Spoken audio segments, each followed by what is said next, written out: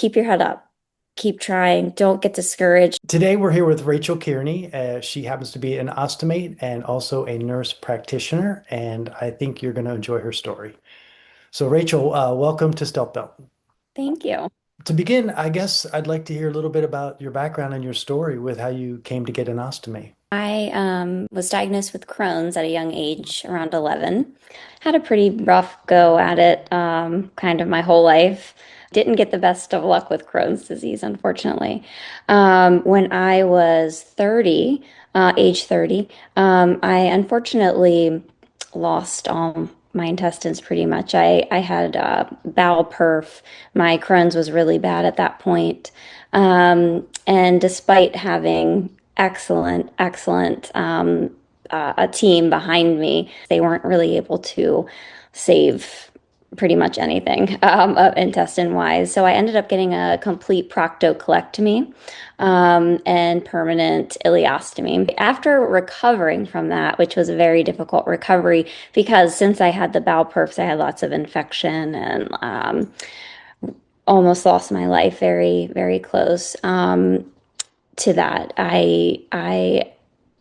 Once I recovered from that, my ostomy became something that I was not upset about because having an ostomy made I wasn't in pain anymore. I've lived my whole life that I can remember in so much pain and so sick. And for the first time, I couldn't believe the relief I was feeling. Although the ostomy has its own issues, don't let me downplay that.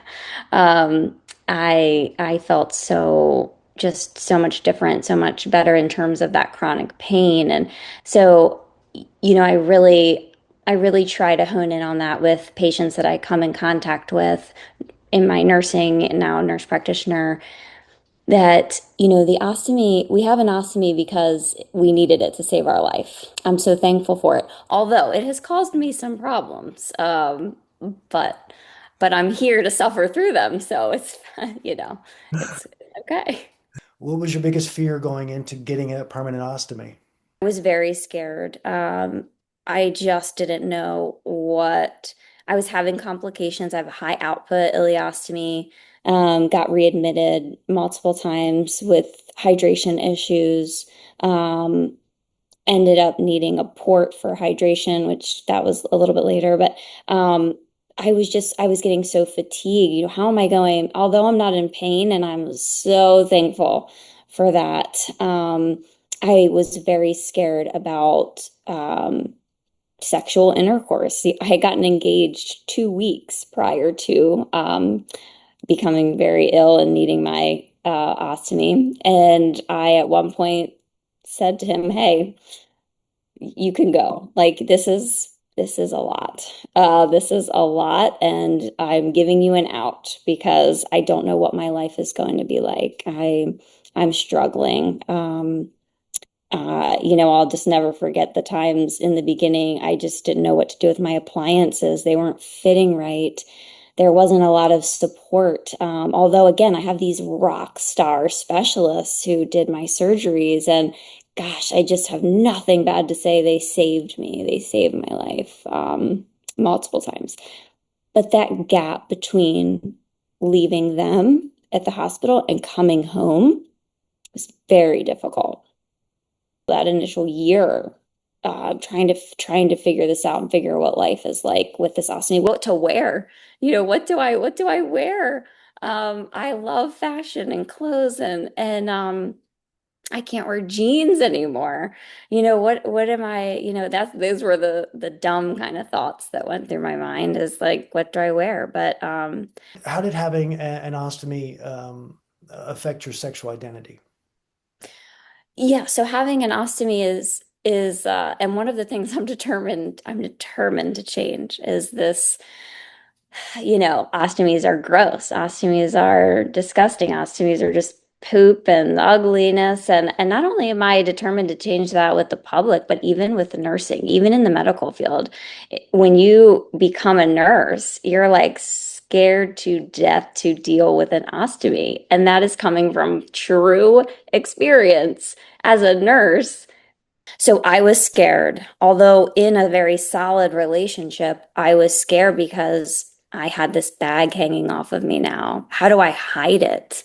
How do I make this sexy? How, there is nothing sexy about my ostomy except that it saved my life. So, like, that's about it. That's, that. So, I started doing some research. I found some companies that had bag covers, some underwear, some things. But gosh, I didn't even want to wear that. I just was like, this is really tough. And what, I think if I become single, I think about that all the time. If I was to become single, how would I even approach that with someone I'm dating to let them know what is that first time of intimacy going to be like if I'm wearing, a belly band? Um, yeah, it's really tough on your mind to think, I've got this appliance that means so much to me because of what it's done for me.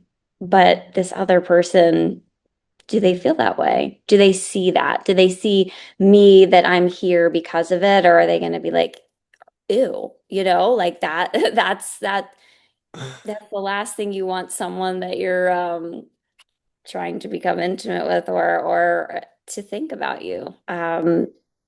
So that is definitely a mental struggle. I think that a lot of patients definitely could utilize therapy to help with that if they're feeling that. And also their partner. If you are in a solid, relationship even, or even if your new relationship is open to that, like if it's something that bothers them, talking about it, asking about, is there anything that we can do. So I've worked through that by different covers, or just not, and kind of rolling with it. Yeah, okay, all right. Has your partner seen your stoma? Yes. He has seen it all because, again, for in my particular situation, being so ill, and in the beginning, there was really no choice. I at points in time wasn't able, sorry, No, I love uh, it. I love it.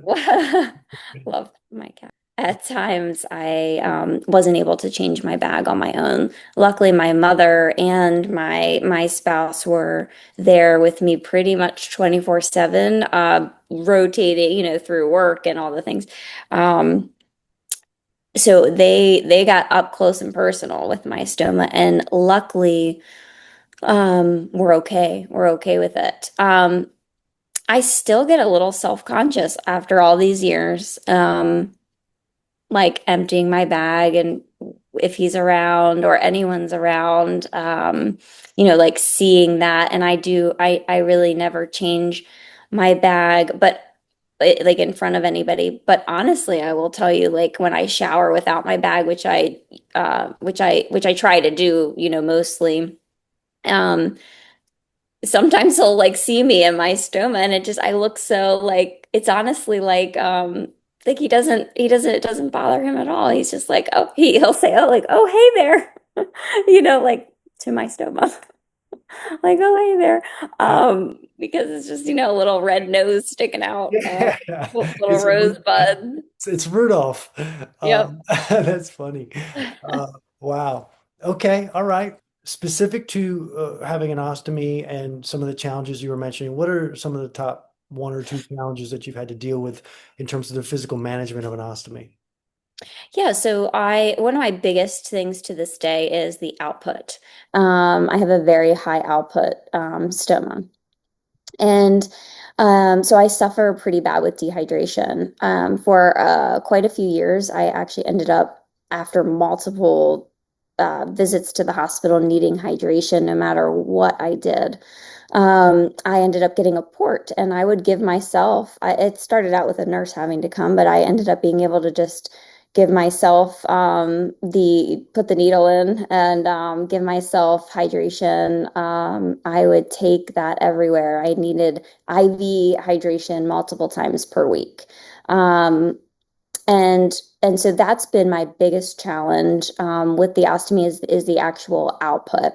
But the physical ostomy itself, I would say like, the skin breakdown is definitely an issue. Finding a bag that works for you. And just the other day I was thinking, man, I found this bag, that worked for me maybe, 6 or 7 years ago. It was maybe a year after my ostomy after trying multiple. But I haven't even looked into, is there a better one out there now? And where do I don't, it's like where do I go to look for that? Um, so the actual appliance and the skin issues and the prepping, I think, is very difficult. And then the day to day, what do I wear? How do I keep it supported? Is it going to be a high output day to where I like need to wear some type of underwear, some type of belt? I have a stealth belt. I need the actual support to hold the bag up to be comfortable. And what kind of clothing can I wear with that? That's always in the back of my mind is where am I going that day? What am I doing? And what do I need to wear to be supporting my belt for that activity? You can't not be thinking about the ostomy anymore. Have you thought about continuing your education and working in the ostomy field? Absolutely. I think about it every single day. The path, I'm still a new nurse practitioner, so the path hasn't worked out necessarily yet, but I'm very close. I'm very, very passionate. I got my doctorate degree, and all of my projects, all of my research was always based around ostomy, all different types of things that I was looking at, but I'm so passionate about working with patients with ostomies. It means everything to me. So I just got accepted into an ostomy nurse program to become certified. And so I'm very thrilled about that. And so just another step in the direction of making my dreams come true of being able to work with ostomy patients specifically. And I've got lots of big plans. I love being a nurse. I just can't see myself doing anything different. I got you from the depths of my soul. I know what you're going through, and I'm here to help you, and I will do anything that you need. So I love that. You've been through a lot. Crohn's as a kid, ostomy as an adult. What have you learned about yourself as an individual facing these challenges? I am determined. I am so determined. I'm so thankful for my life. I know that I was almost a goner, and I do not take that for granted.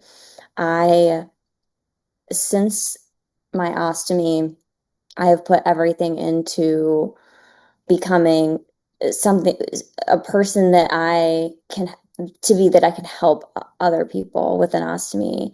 I went through my nursing journey. I was halfway through my nursing journey when I got the ostomy. Um, did the best that I could, face those challenges, physical challenges. The physical challenges were tough. The mental challenges were even harder. Um, and then getting my doctorate and becoming a nurse practitioner is just such an accomplishment in itself that I'm so proud of. But I'm more proud because of what I can do now, like for the ostomy community. Um, I have a lot that I plan to do. I have a lot in the works that I am so excited about that I want to be able to give to ostomy patients things that maybe that I didn't quite have, the support that I didn't quite have, even though I had these amazing, surgeons and IBD team. It's not that, it's that gap. It's that gap from them to home and living life after the ostomy and living it the best way that you can. I want to be there to help them deal with those short term, very urgent, very stressful times, and then getting past that and moving forward and showing them that there is this wonderful life to be lived after the ostomy. Because it really is. It's not life ending. It's just changed and you're gonna be okay. You're gonna be all right. And people like us are here to help you through it. And so now being a nurse practitioner, it gives me more flexibility to be able to like, prescribe things for patients and like really manage their care. The support is so important, but now like getting this degree and having that piece that now I feel I can really make the difference that I was meant to make. So, What advice do you have for the new ostomate in terms of how to handle this transition in their life? Keep your head up. Keep trying. Don't get discouraged. Those early on bag changes can be extremely discouraging. Take a long time. Can't get it right. Can't get the output to stop. Um, Lots of things. Look up videos on the internet. There's a lot out there. I'm not a huge like go to the internet and look for medical advice. Not about that. There are so many great people, here and just on other platforms that are showing you what their bag changes are like. There's tips. When I first started, I really had to join some like online Facebook group or, like support groups to get different information from. And although not, it can be a little scary because you kind of see these horror stories. Try to weed through that.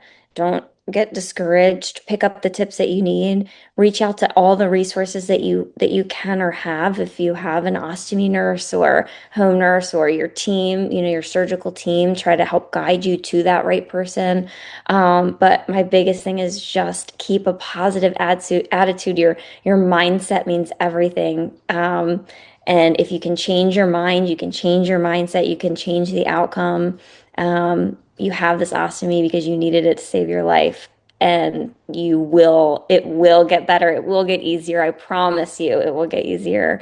So just keep your head up and reach out to people like us, that we're here that just want to help you get through it because we know you will. And you're gonna live a long, healthy life. Rachel, thanks for being with us today. We appreciate hearing everything you've shared and good luck in your journeys. Thank you so much. It's an honor.